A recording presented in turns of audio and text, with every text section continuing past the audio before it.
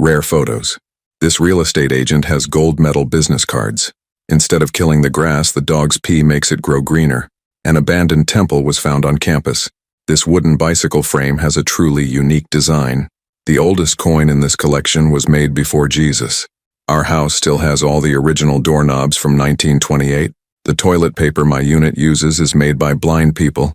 This little triangle on a NYC sidewalk is private property due to a historical cartography error. It was so cold one winter that a family couldn't even flush their toilet.